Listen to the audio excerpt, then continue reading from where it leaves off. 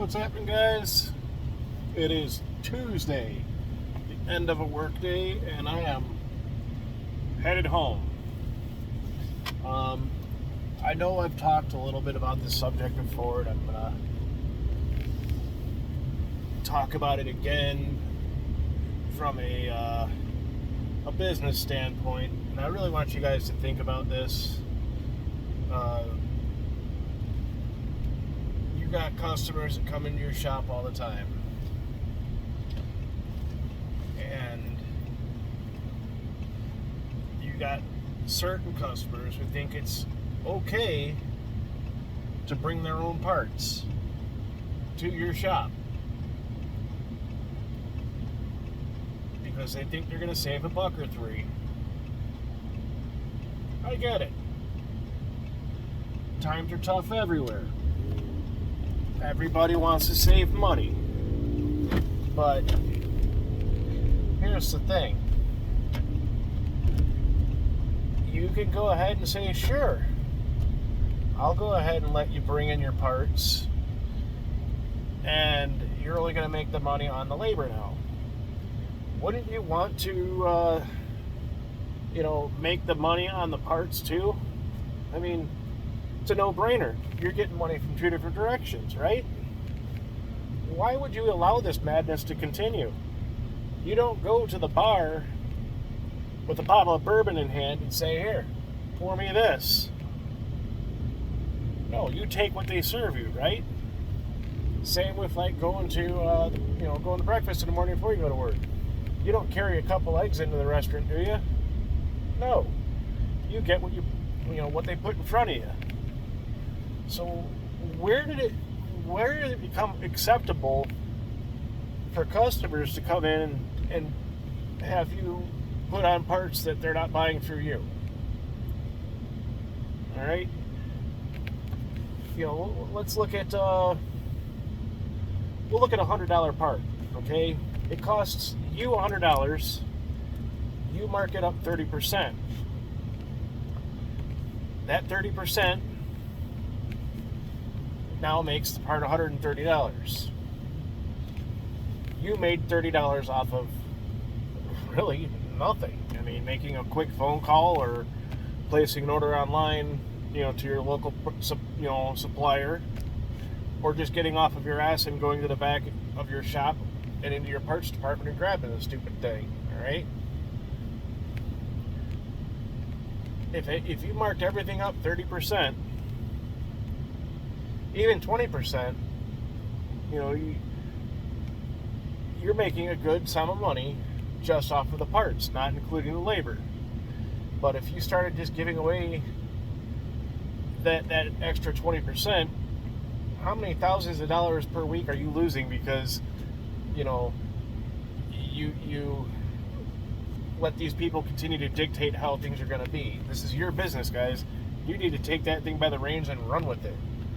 Another thing, this jackass comes into the shop and he bought a part from AutoZone. Turns out he ordered the wrong part. You now have that car stripped down. It is sitting on your hoist, not making you money because you can't take it out of the shop because it's all apart, and it's keeping you from putting another car on that hoist and doing another job in the meantime.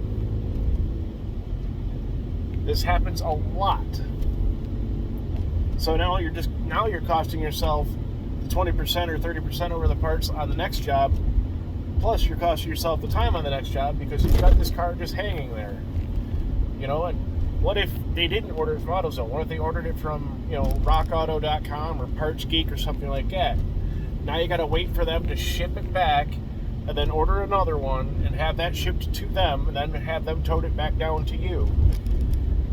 Are you seeing what I'm saying now? You're losing a lot of time with the car on a hoist because somebody ordered the wrong part.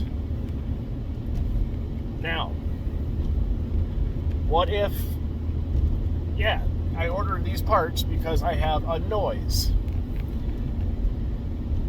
The guy shows up, you hang the parts he wants you to hang, it's still making a noise. Now he's making a fit because you installed them wrong. it's still making that noise. Well, no. You had me change X, Y, and Z. I could tell you exactly what failed, but now I got to charge you for diag. Now he's throwing a bigger hissy fit. Is that headache really worth having? And then how do you go about any kind of warranty? You know, say 6 months down the road, that part fails. He wants he wants you to warranty it. I can't do that. Well, why not? Well, I'm gonna have to charge you labor again because your cheap part failed. You know, so yeah, you could actually write that in there on your repair order and say, hey, yeah, I'd love to,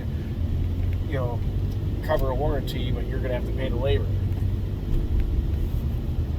Or whatever. But I would just say, for sake of argument and to prevent any headaches, don't let your customers come in with outside parts.